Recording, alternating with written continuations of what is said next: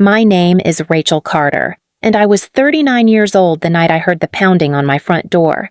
It was not a polite knock, but the kind of entitled hammering that made the walls tremble, as if the people outside believed they owned not only the house but me as well.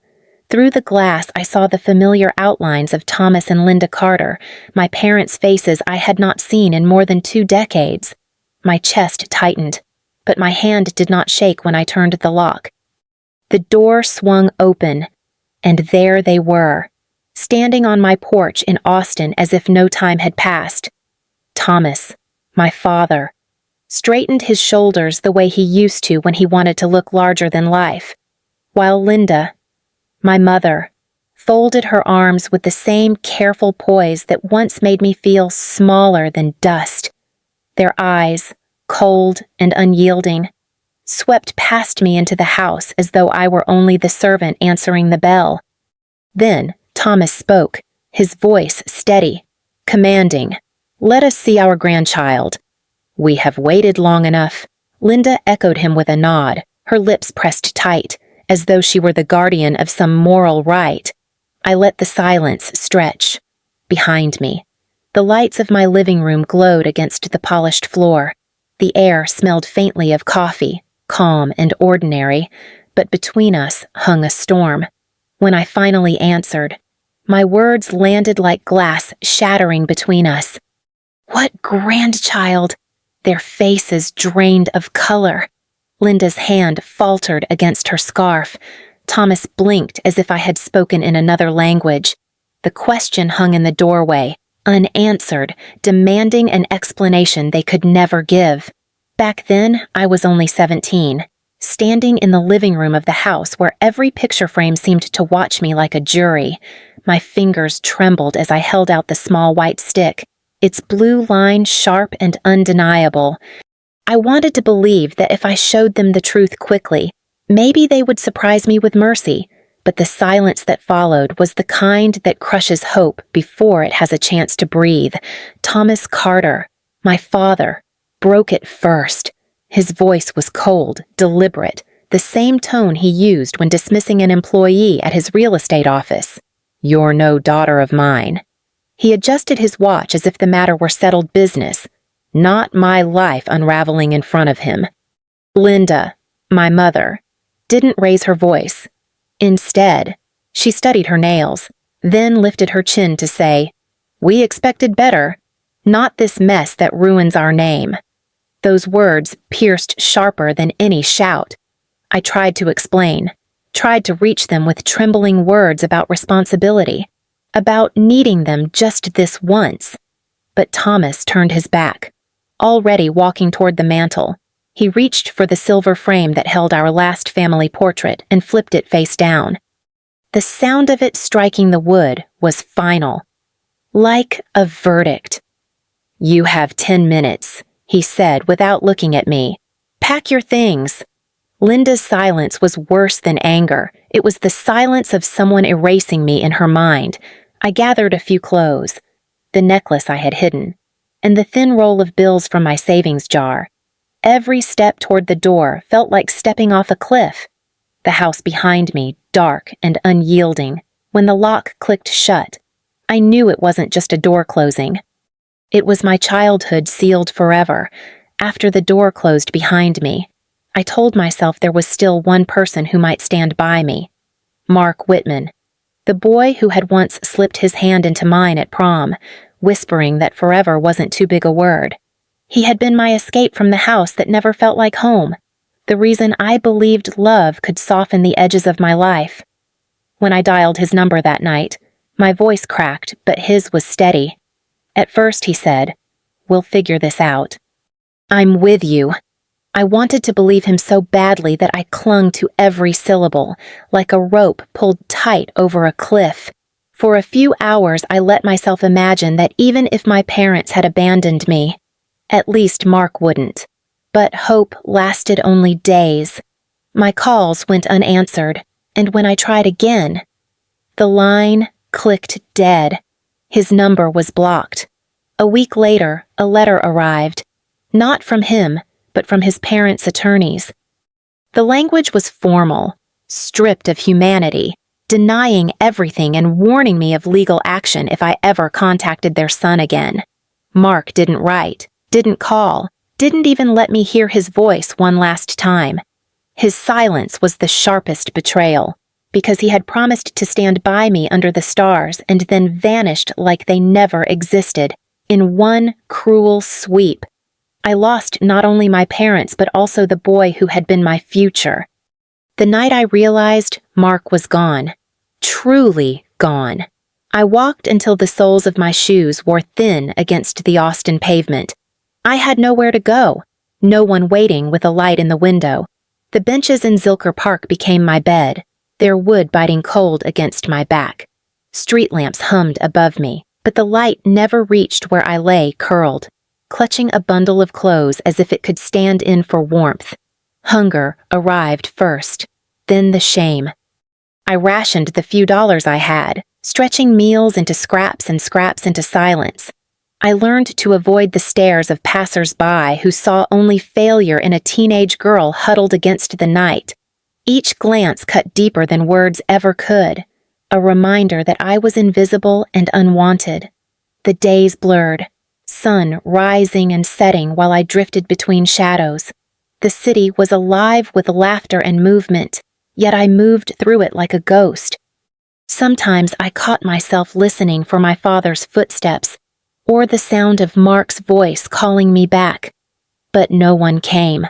On the hardest nights, when the Texas humidity pressed heavy against my skin and sleep would not come, I whispered promises to myself. I would not let their rejection define me. I would not waste the rest of my life begging for crumbs of love. If they had cast me aside as trash, then I would become something they could never touch, something that forced them to face the weight of what they had thrown away. It wasn't anger that kept me alive. Anger burns out too quickly. What kept me breathing was the vow to endure, to outlast, and to rise. It was dawn when she found me. The park was still damp from the night air, and I was curled on the bench, clutching my thin jacket around me. A sharp bark startled me awake. An old Labrador, its fur more gray than gold, sniffed at my shoes. Behind him stood a woman in a cashmere coat, silver hair swept back, her eyes sharp yet kind. "Child, you're freezing out here," she said, her Texas drawl warm in the quiet morning. I tried to sit straighter, brushing at my clothes as if I could make myself presentable. I muttered that I was fine, that I didn't need help. She only raised a brow, as though she had heard the same lie too many times before. Her name was Margaret Rhodes, though she told me to call her Maggie.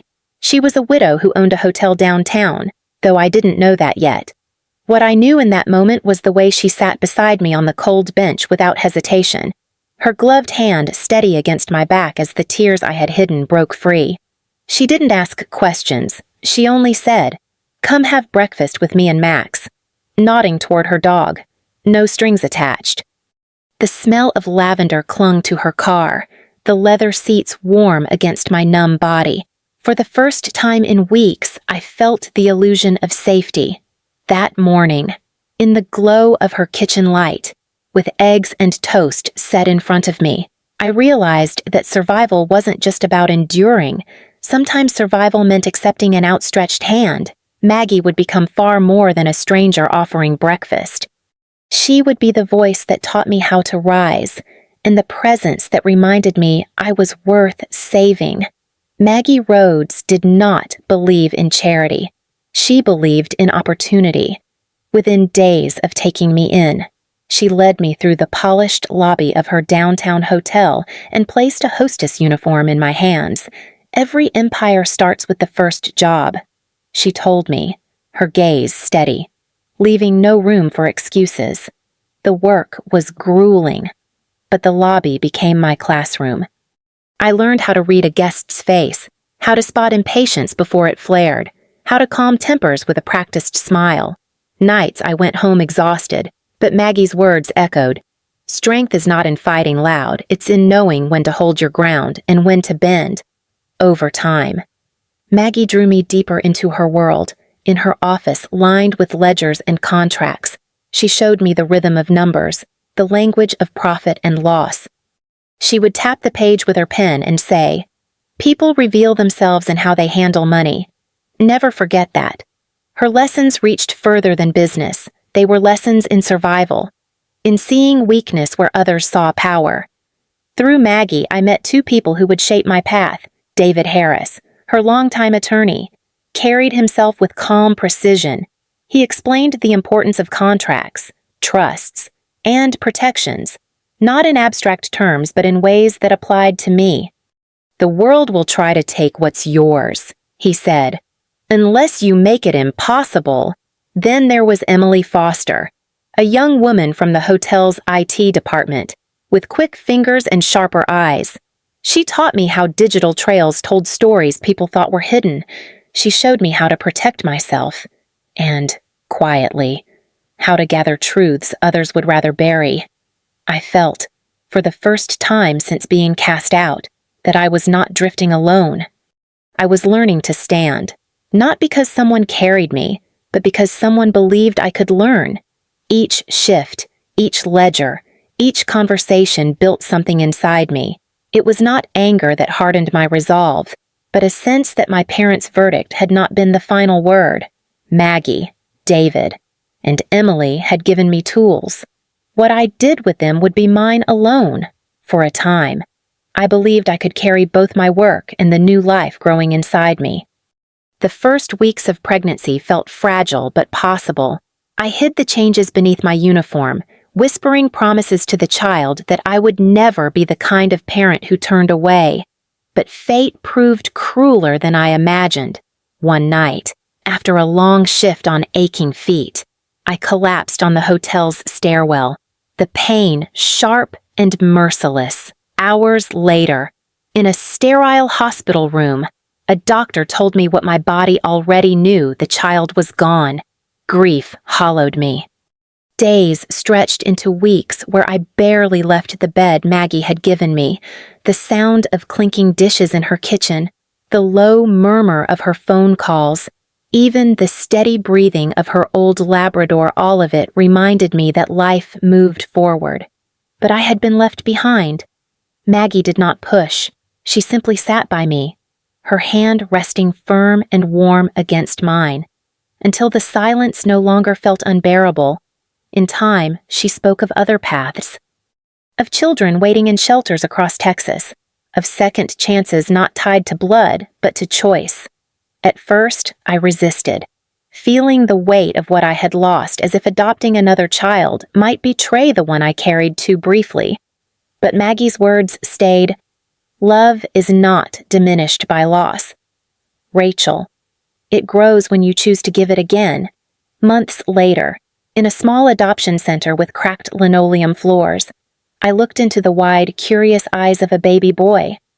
His fingers curled around mine with astonishing certainty, as though he recognized me. I named him Ethan Carter, after the city that had stripped me bare and then offered me a new beginning. Raising Ethan gave shape to my grief. Each late-night feeding, each tentative step, each laugh that rang louder than sorrow reminded me I was not only surviving, I was building something lasting. And though my parents had cast me out, though Mark had vanished, this child was proof that love could be chosen, and chosen love could be stronger than blood. The years that followed did not pass easily, but they passed with purpose.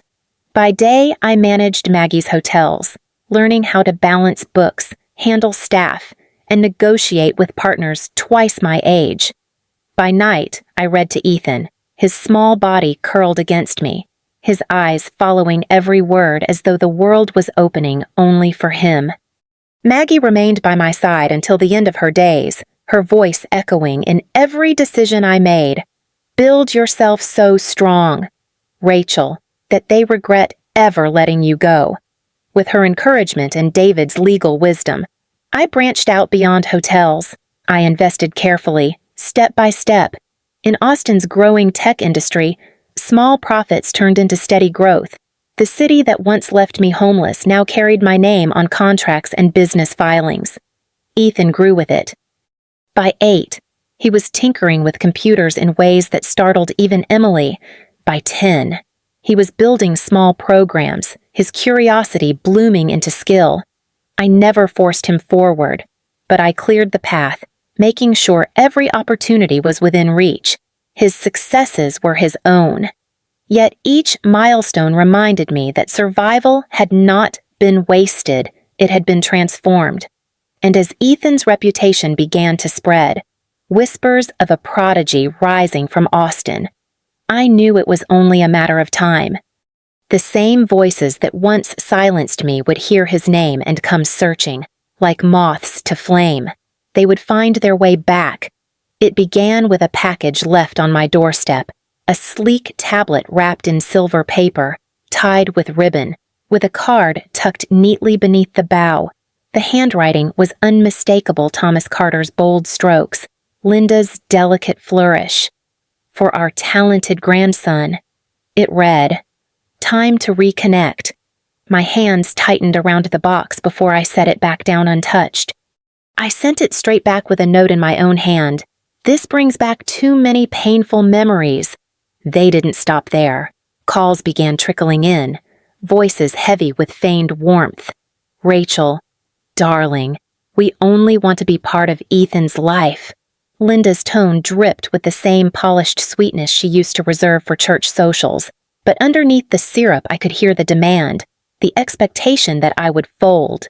Emily Foster was already watching. She tracked the online footprints left by their late-night searches Grandparent Rights Texas, inheritance claims, legal steps for estranged relatives. She captured screen after screen of their planning, and even darker emails exchanged with Mark Whitman, the boy who had once sworn forever to me. His messages revealed desperation, the failed startup that had left him scrambling, his eagerness to align with my parents for a share of Ethan's success. The betrayal had come full circle. The father who had erased me, the mother who had turned away, and the boy who had promised forever now stood united, not in love or repentance, but in greed. They weren't seeking reunion, they were circling, calculating, waiting for me to show weakness. I let their words hang unanswered, my silence deliberate, and in that silence, I saw their hunger sharpen. They thought the past had broken me. What they didn't know was that it had prepared me for this exact moment. When I didn't yield to their packages or their phone calls, the Carters changed tactics. Suddenly, Linda's social media was filled with photographs of smiling grandparents beside captions that read, "Estranged but hopeful, just longing for family to come home." The posts spread quickly, boosted by sympathetic comments. Though Emily traced most of the activity back to hired PR firms and even bot traffic, the performance was polished, but the desperation bled through. Then they turned to Ethan directly. One afternoon, as he sat in a coffee shop near his office, Thomas and Linda appeared at his table, their smiles stretched too wide, their voices rehearsed. "We only want to make up for lost years," Linda insisted, her hand reaching for his arm. Ethan, calm because I had prepared him, answered politely but firmly, "I'm busy, and I don't know you like that." He left them sitting there, their cups of untouched coffee cooling by the minute. The pressure didn't end. Packages arrived again in engraved gadgets, letters dripping with forced nostalgia, each one a reminder that they believed persistence would wear me down. Meanwhile, Emily uncovered more threads of communication between Thomas, Linda, and Mark Whitman. They were no longer hiding their intent. They wrote openly of inheritance, of leveraging guilt, of how Ethan's achievements could translate into wealth for them. Finally, the papers came. A lawsuit filed in court, demanding visitation rights as grandparents and hinting at claims to Ethan's inheritance. Their language, wrapped in legal formality, could not disguise the greed beneath. They believed the law was their weapon, a lever to pry open the life I had built without them. I read the filing once, then laid it flat on the table.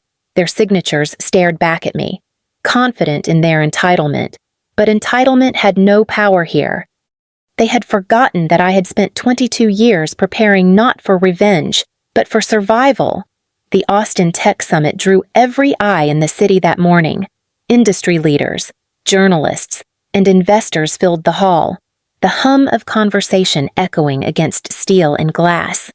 At the center of it all stood Ethan Carter, no longer the boy I had carried from the adoption center, but a young man in his 20s, confident in a tailored blazer. I sat near the front, watching the stage, knowing the moment I had dreaded and prepared for had finally arrived. Ethan began his keynote with a voice steady beyond his years. "Innovation is not just about technology," he said. "It's about loyalty, about who stands with you when it matters." His words carried farther than product launches or algorithms. They were a message, clear and deliberate. And in the front row, Thomas and Linda Carter shifted in their seats. Their faces were polished with pride for show, but I saw the hunger beneath the gloss. Then, the screen behind Ethan lit up. At my signal, David Harris walked to the podium.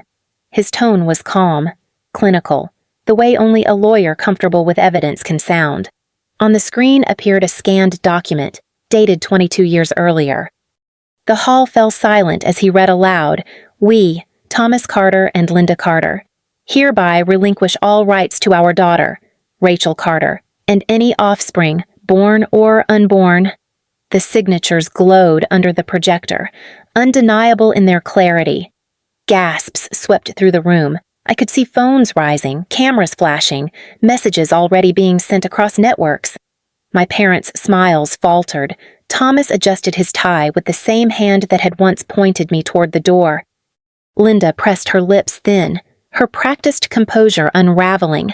Emily Foster had done her work too. The next slide revealed intercepted emails, messages that showed their plans in their own words, Mark Whitman's desperate pleas for money, Thomas's talk of inheritance, Linda's notes about leveraging guilt for access. The evidence stacked like bricks, each one heavier than the last, until their scheme stood naked before strangers. I rose from my seat and walked to the stage. The hall was silent except for the click of my heels. I faced them, my parents, the people who had once called me shame. My voice was steady. "You demanded to see my child, but there was no child. Your cruelty drove me to a miscarriage, and Ethan is not your blood. He is my son, adopted and raised with love you never offered. You abandoned me. You erased me, and now you seek what was never yours." The silence cracked into a low murmur that rippled across the hall. Thomas's face drained. Linda's eyes darted as if searching for escape. Security moved closer at David's nod. Ethan stood tall beside me, his gaze fixed forward. Not on them, but on the life we had built together. The confrontation was not loud. It didn't need to be. Truth, laid bare, can be louder than any shout. The fallout spread faster than even I expected. Clips from the Austin Tech Summit were shared across every platform within hours. The image of Thomas and Linda Carter caught under the harsh lights as their signatures and emails played behind them. By the end of the week, the video had been viewed millions of times, captioned with words like greed, betrayal, and shame. Business partners reacted first. 3 major clients canceled contracts with their real estate firm, citing reputational damage. Within days, Thomas was forced to step down as chairman. His decades of handshakes and connections evaporated overnight. Replaced by silence and avoidance, Linda fared no better. The social circles she once ruled grew smaller each evening, invitations disappearing as neighbors whispered behind closed doors. Financial strain followed. Their home in Austin, once a symbol of status, was sold at a loss. They packed their belongings into boxes and moved into a cramped condo on the outskirts of Scottsdale, far from the life they had boasted about. Pride, the currency they once spent so freely, had been stripped from them. Mark Whitman's fate unraveled alongside theirs. Emily's contacts traced his offshore accounts, the records flagged by the IRS. Soon, federal investigators circled, and with $500,000 in unpaid taxes revealed, charges loomed over him. The boy who once promised forever was left facing years behind bars. I gave them no answer, no letter, no word. Their voices reached out in desperate pleas for mediation, for compromise, for some acknowledgement, but I had learned the power of silence, and so I offered them nothing at all. In the months that followed, I turned my focus away from what had crumbled and toward what could be built. With the resources Maggie had left me and the strength I had fought for, I founded the Maggie Rhodes Foundation for Young Women. Its mission was simple but urgent: safe housing, education, and work opportunities for single mothers who had been told they were nothing. I stood at the opening ceremony, surrounded by faces that mirrored the fear I once carried, and I saw hope take root where despair had lived. David stood beside me that night, steady as he had always been.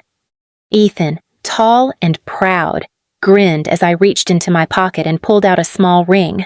My voice did not waver. "Will you make this family official?" I asked. David's smile widened as he said yes, the crowd erupting in warmth around us. Ethan's laughter carried above the noise, a reminder that family was not given, it was chosen, protected, and lived. I never sent another word to Thomas or Linda. My silence was my answer, my cold and final truth. Survival had given me something far stronger than revenge, a life untouchable by their lies.